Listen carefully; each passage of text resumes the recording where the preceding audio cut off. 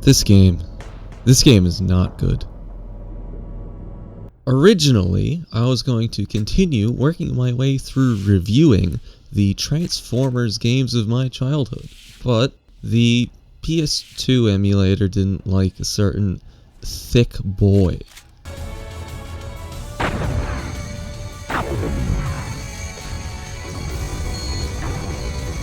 So instead, here's a review of some Steam trash I bought back in 2017 for less than $1, and didn't touch until now. Putrefaction is an FPS that claims to take inspiration from the classic shooters made by id Software in 3D Realms. However, it feels more like a shoddily made mix of the original Doom and Doom 3 that copies design choices without any real understanding of how or why they fit into those games, resulting in bland and uninspired gameplay. Combine that with the inconsistent presentation, almost non-existent story, and you end up with a very uncompelling game. Starting with the comically bad UI shoved into the player's face upon opening the game, with the main menu that consists of a hideous logo with bright red buttons that wouldn't look out of place in a Flash game. And honestly, they kind of look like low-quality copies of the buttons on the WoW main menu.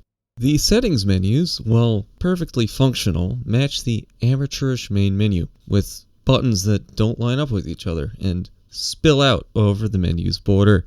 The in-game HUD is incredibly minimal, consisting of only a numberless health bar and an ammo counter that doesn't specify what weapon's ammo is currently displayed.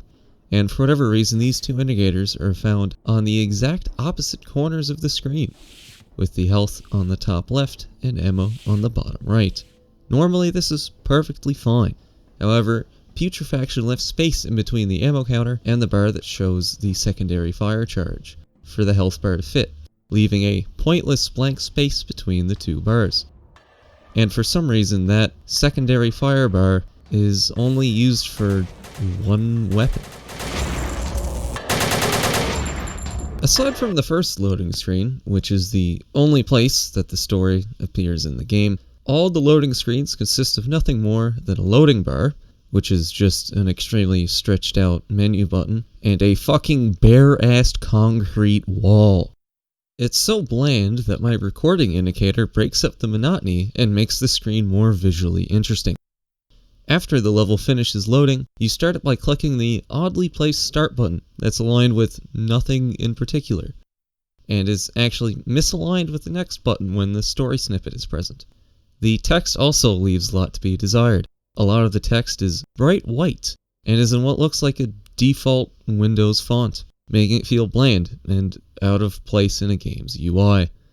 The story of the game is a complete afterthought that only exists on the first loading screen and the end screen. It has absolutely no bearing on the gameplay whatsoever. According to the story blurb at the start, which contains many grammar mistakes due to a poor translation, you are an operative of the Brotherhood of Purity, which is fighting against an unstoppable plague called Putrefaction that mutates people into the monsters that serve as enemies. The ending is just the plague disappeared and the player character went missing. There's no explanation of any connection between the story and the final boss, which is just a previously encountered enemy colored black with no textures.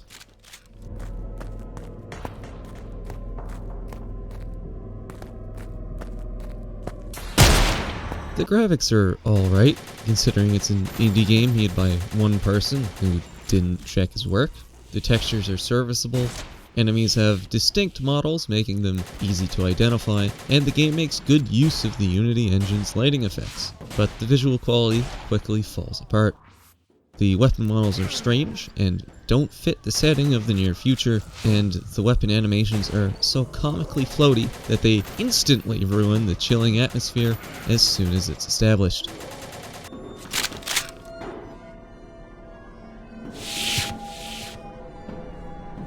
Enemy animations are rigid and less fluid than what you'd find in the original Quake, and their models are so mismatched I wouldn't be surprised if they were straight from the Unity asset store. Most glaringly, however, is that you can often find gaps in the walls and floors, which breaks the little semblance of immersion remaining. As mentioned before, the game establishes a chilling atmosphere with the use of eerie lighting, and ambient music that's actually really good.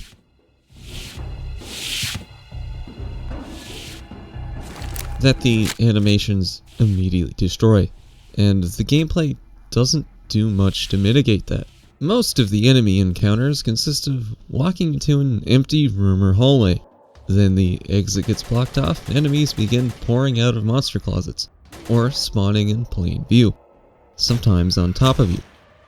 This leaves the game kinda feeling like Doom 3, if every hallway was a serious salmon counter. And it's about as terrible as cramming that many enemies into that claustrophobic of an environment sounds. And aside from one interesting enemy type that requires you to use 2 separate weapons to take down effectively, a la Doom Eternal, they all just run at you mindlessly, or stand in place shooting you, and occasionally dodging your shots. It also doesn't help that aside from some generic Johnny Cage green force balls encountered near the end of the game, every single enemy attack uses hit scanning that damages you before the animation even starts, including melee enemies. Combining this with the fact that enemies always know where you are and hit you the second a single pixel of your hitbox rounds a corner leaves you more frustrated than spooked, especially when enemies that take you down to 1/5 health on the exact frame that they come into range and have no movement sounds spawn behind you.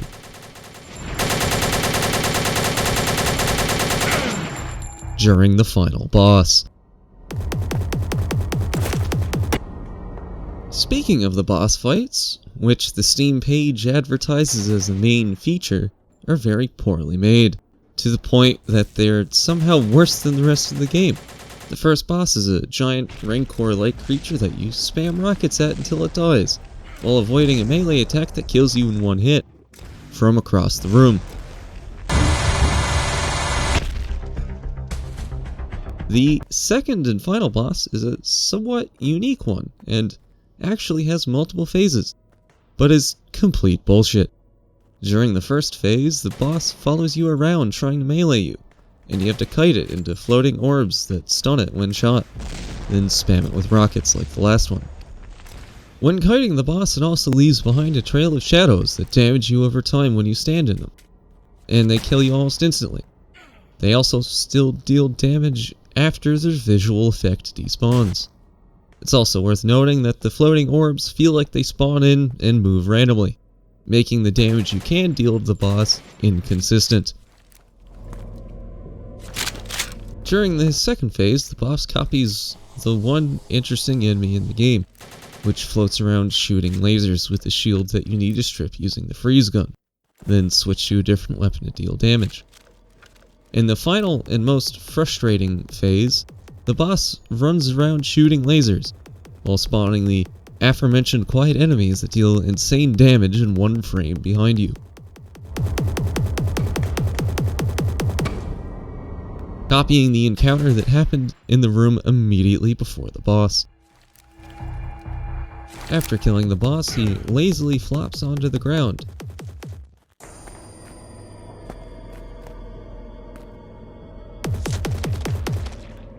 Then you jump into a portal, and are greeted with an end screen reminiscent of Ghostbusters on the NES. I only know this because I looked up a YouTube playthrough where the uploader played on a lower difficulty setting, where the ads in the final phase don't almost kill you instantly.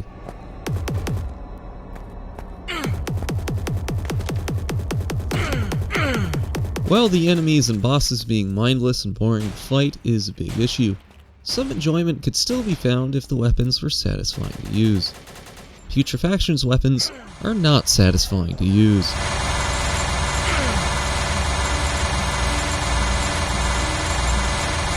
The starting rifle, which looks more like a submachine gun, is your basic machine gun found in classic shooters, but it sounds weaker than a squirt gun. It also has an alt-fire that stuns some enemies, not all for some unexplained reason, and the charge of this alt-fire only refills when the rifle is equipped, making it basically unusable if you're using any other weapon. It's also worth noting that the projectile fired by this alt-fire is one of the orbs from the end boss copy-pasted.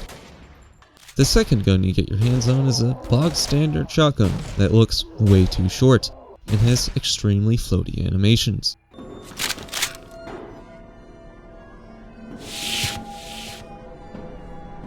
The shotgun also has an alt-fire, which for some reason is a long-range accurate projectile that kills most things in one hit, and is incredibly difficult to use with the shotgun's massive crosshair. Next, there's the minigun, which is only really useful for extremely large groups of enemies, which is way too common in this game, because of its long spin-up time. There's also your bog standard rocket launcher, which does fuck all splash damage unless it's to yourself. Continuing the trend of pointless alt fires, the rocket launcher has a lock-on feature, which is completely useless. A little past halfway through, you get Doom 2016's plasma gun. And finally, you get the freeze gun at pretty much the end of the game, which is a clunkier version of the freeze thrower from Duke 3D, and has an alt fire that I discovered on accident because the game doesn't tell you about it.